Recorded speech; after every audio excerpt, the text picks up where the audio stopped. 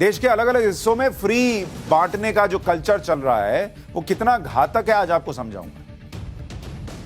लोग यूक्रेन की बर्बादी देख रहे हैं, लेकिन श्रीलंका तो बिना युद्ध के बर्बाद हो रहा है और हम आपको दिखा भी रहे हैं वहां से रिपोर्ट। एक एक रोटी के लिए श्रीलंका में जंग के हालात है। जरूरी चीजों के लिए लोग भटक रहे हैं, न दवाई है, न खाना है, न तेल है, न कागज है। पेट्रोल पंप पर लाइन लगी हुई है। बच्चों की परीक्षाएं कैंसिल हो गई, सिर्फ 4 से 5 घंटे बिजली आती है। महंगाई दर 25% के पार है। चाय बनाने के लिए दूध नहीं है। बच्चों के लिए मिल्क पाउडर की कीमत आसमान पर है। 3-3, 4-4 गुना कीमत बढ़ गई है। श्रीलंका में फिलहाल महंगाई की क्या हालत है आप देखिए। बासमती चावल 480 रुपए किलो बिक रहा है श्रीलंका के अंदर।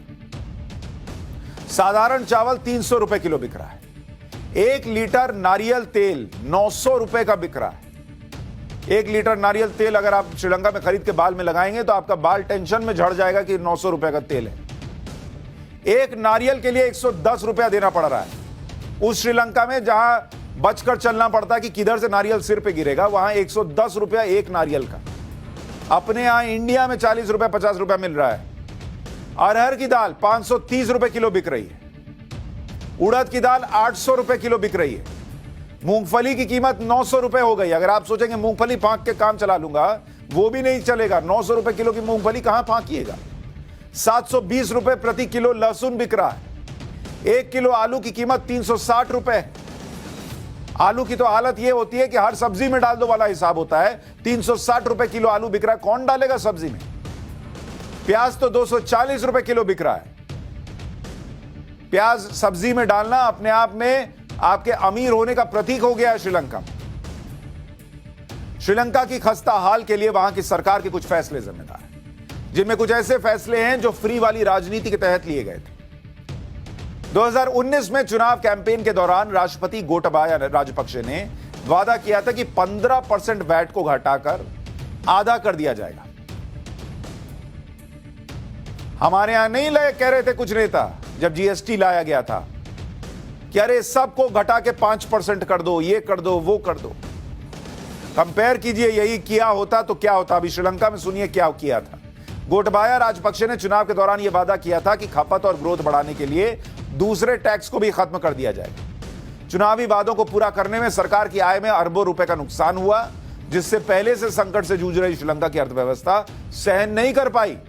और इसी बीच कोरोना की वजह से श्रीलंका का टूरिज्म सेक्टर बर्बाद हो गया। श्रीलंका के कुल आर्थिक उत्पादन का 12% हिस्सा था ये। जो लोग पूछते हैं कि भारत में टैक्स क्यों लिया जाता है, वो देखिए जिस देश में फ्री के चक्कर में टैक्स उड़ा दिया जाता है क्या हालत होती है। वो देश उड़ जाता है। 2021 में श्रीलंका में रासायनिक खेती बैन कर दी गई। खेती के लिए जैविक खाद का प्रयोग जरूरी किया। केमिकल खाद के आयात पर प्रतिबंध लगा दिया, जिससे कृषि उत्पादन बहुत घट गया। फ्री वाले चुनावी वादों को पूरा करने वाली नीति की वजह से श्रीलंका का कर्ज 2019 में जीडीपी का 94% से बढ़कर 2021 में जीडीपी का 119% हो गया। टैक्स को कम करने से हुए घाटे की भरपाई के लिए सेंट्रल बैंक से ज्यादा नोट छापे गए।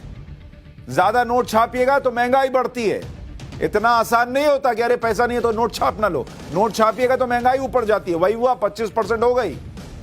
महंगाई चरम पर पहुंच गई। फिर ऐसा संकट आ गया कि जिसने श्रीलंका को कंगाल कर दिया, बर्बाद कर दिया। श्रीलंका में जो आज हालात है, वो जिन मुश्किलों में फंसा हुआ है, वैसे ही हालात देश के कुछ राज्यों में भी हो सकते हैं। और मैं बहुत गंभीरता से कह रहा हूं, सुनिएगा। किसी पॉलिटिकल पार्टी को फॉलो करते हो ना करते हो मुझे फर्क नहीं पड़ता। देश को फॉलो कीजिए और सुनिए कि कैसे मुश्किल होगी अगर ये फ्री के चक्कर में फंसे रहिएगा।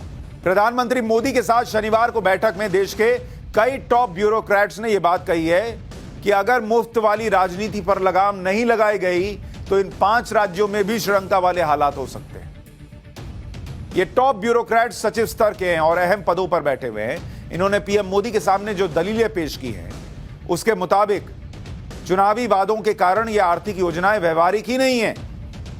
लोक लुभावन घोषणाएं अर्थव्यवस्था के लिए ठीक नहीं है। कई राज्य केंद्र से मदद ना पाएं तो वो बदहाल हो चुके होते। मुफ्त बिजली देने से राज्य के खजाने पर असर पड़ता है। मुफ्त के वादे पूरे करने से दूसरे खर्चे कम करने पड़ते हैं। शिक्षा और स्वास्थ्य के क्षेत्र का बजट कम हो रहा है। क्यों? क्योंकि आपको लोगों को लुभाना है फ्री फ्री फ्री के चक्कर में।